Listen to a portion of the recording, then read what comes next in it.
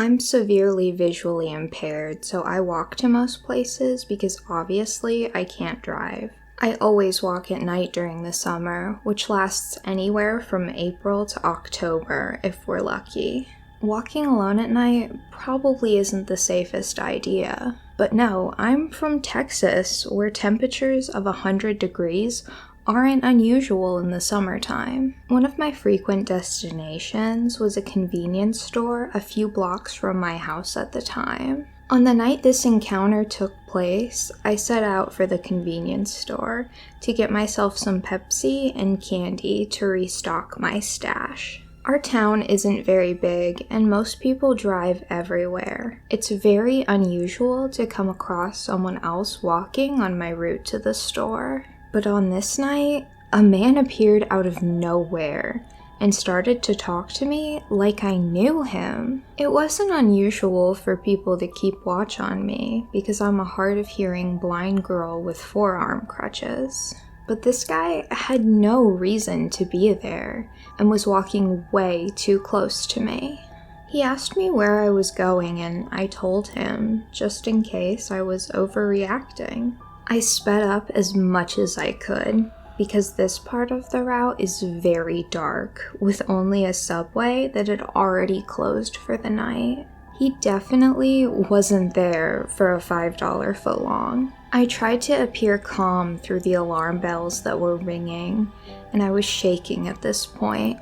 I was afraid I'd drop a crutch, which is probably the worst thing that could happen right then. Especially after he started asking me what I like in the bedroom. And he could have easily had his way with me in the ditch, and no one would have known. I felt sick, but I continued walking. The store was only about 20 yards away, and I knew the guy that was working the graveyard shift. I got inside the store safely, and my friend handed me a bag to carry my stuff in until I was ready to check out.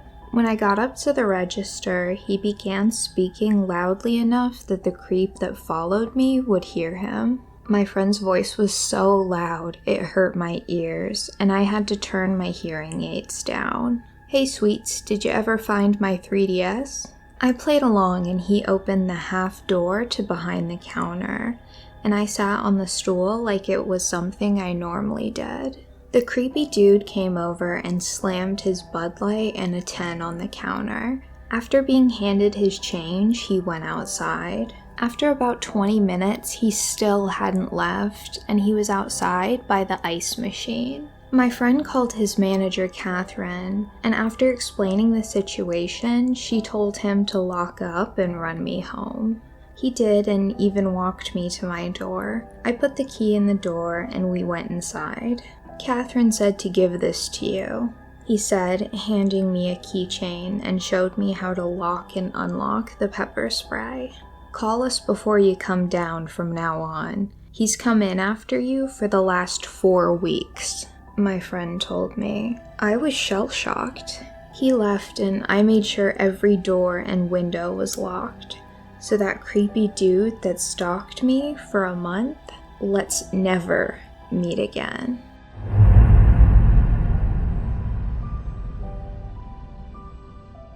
So this happened in 2011. The exact dialogue may have escaped my memory a bit, but the situation is something I'll never forget. Also, AIM, AOL's instant messenger, was still pretty active during this time, and so was the video chatting, I think Tiny Cat? This is important for later.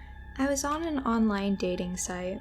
I won't say which one because I'll be dragged mercilessly in the comments. On the dating site, I was talking to this guy. I was 31 at the time and he was 28. So 2 months after our initial chat, we were texting. He told me that he was out having a few beers at a bar near my house. He asked what I was doing and asked if I wanted to come out, but I had a very long day at work and didn't feel like going to a bar. I'm also not a big drinker. I invited him over to my place after he finished at the bar, and he accepted. In hindsight, I know this was a bad idea, but I figured I would be okay since I do keep firearms for protection, and I know how to defend myself if needed, and I also have a webcam. I took a shower so I wouldn't smell like a water buffalo on a hot day. I put some makeup on and got dressed to wait. He then called and said he was outside of my house. I clicked record on my computer's webcam program and turned off my monitor and went to let him in. It's around 10 p.m. and he comes in and we go back to my bedroom because my living room is currently being remodeled. We're sitting on the bed chatting for about an hour, talking about everything under the sun. The conversation flowed. He was handsome and so easy to be comfortable with. We got on the subject of firearms, and I showed him mine. About 15 minutes later, he asks me for some water, so I go to the kitchen and get him a bottle. When I came back, he said he got a phone call and had to leave. After he left, I looked in my nightstand. That was where I put my firearm down after showing it to him. I noticed that it was gone. I looked everywhere for it, thinking I had to have put it down somewhere else, but I couldn't find it anywhere. I then played back the recording from my webcam program, and sure enough, it shows him grabbing it and putting it in his hoodie. I was terrified at this point. He knew where I lived, he had my firearm, and he left his phone on my bed. Right then, his phone rings and I answered it. Come to find out, he's married. His wife was calling him, wondering where he was. I told her everything, including the fact that he stole my firearm, and I had video evidence of him doing it, and that I was calling the police on him. Next thing I know, he's banging on my door, my firearm in hand, asking me for his phone. The conversation went like this. Him. I need my phone. Give me my phone. I didn't open the door, but instead yelled through the window. Take the clip out of my firearm, empty the chamber, throw the clip into the bushes and the one in the chamber across the road, and put it on the ground. Him. No, give me my phone. I'm on the phone with your wife at the moment, and I have a video of you stealing from me. I put his wife on speaker. She starts screaming a whole bunch of expletives. He looked like the shocked Pikachu meme. He runs and gets in his car, then comes back. I threw your gun in a ditch. At this point, I made him empty his pockets, take his pants off, take his hoodie off, and show me that he didn't have my firearm on him. I did all this while his wife was still on the phone with me. I went outside and I got in his car, in the driver's seat, and I told him to take me where he threw my firearm. He proceeds to tell me that I don't know how hard it is for him, being a felon, not being allowed to own a firearm ever because of a mistake he made. A mistake? What was the mistake? Domestic violence involving a firearm? We get up the road and he tells me the firearm is there in the ditch. Then I realize the situation I'm in. I can get out of the car to go get it, leaving him to do whatever to me if he chooses. He was 6'4", 225 pounds. I'm 5'3", 135 pounds at the time. Or I could make him go get it, taking the chance of him seriously hurting me. I took that chance, since I was on his phone with his wife and on my phone with 911. He retrieves my firearm, brings it back to the car, and I drive back to my house and waited on the police. I get out of the car and he gets in the driver's seat. I'm still on the phone with the police. I walk around the back of his car to get his license plate number, and he just puts the car in reverse. He hits me and took off. The police found him later that evening. He still had that clip and the one in the chamber in his pocket, so now he's enjoying time in prison. I'm so glad I never have to meet this guy again.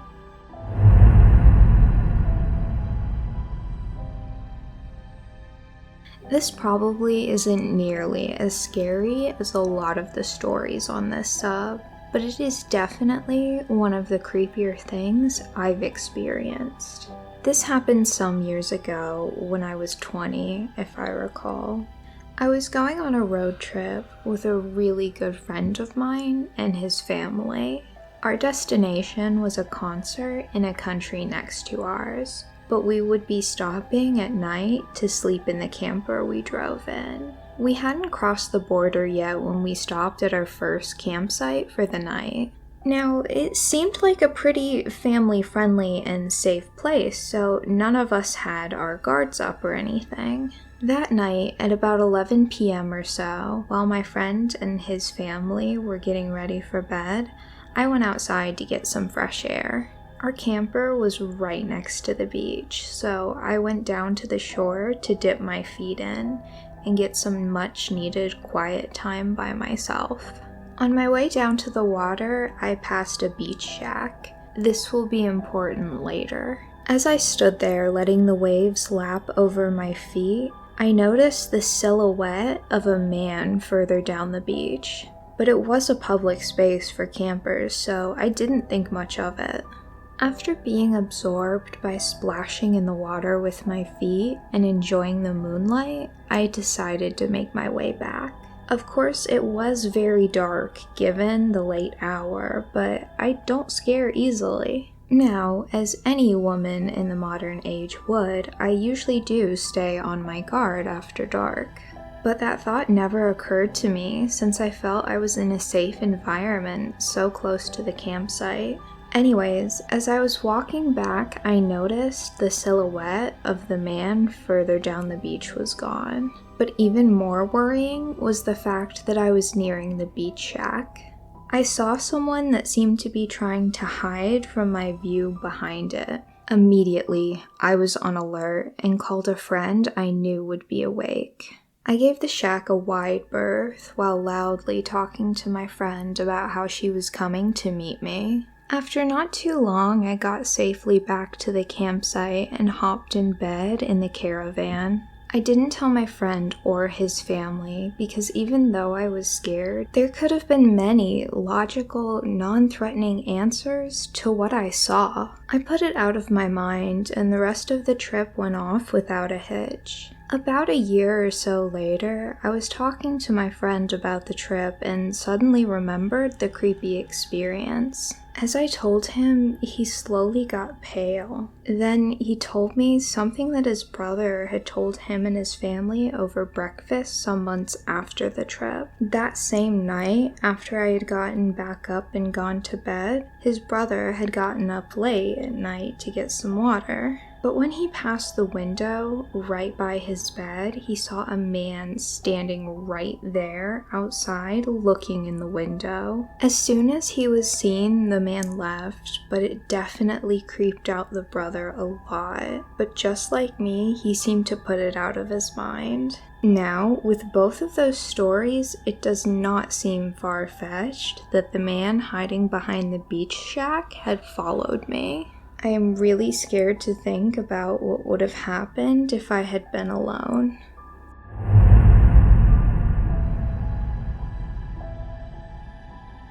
I'm currently living in my SUV right now, and last night, around 12 a.m., I parked in a Walmart parking lot to sleep.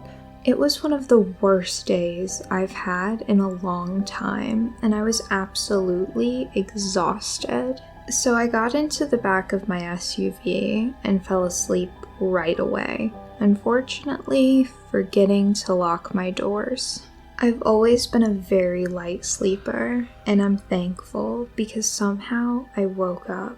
I turned around in my makeshift bed to face whoever was now sitting in the driver's seat of my car, looking directly at me. This is where the story somehow gets kind of funny, because I was so tired and in such a daze, all I did was continue to shake my head back and forth and say no, while reaching across the person's lap and opening the door and gesturing for them to leave. And that's why the title of this story is to whoever was in my car last night with me. Thank you for getting out and leaving without saying or doing anything else, but just walking away. But I do hope we never meet again.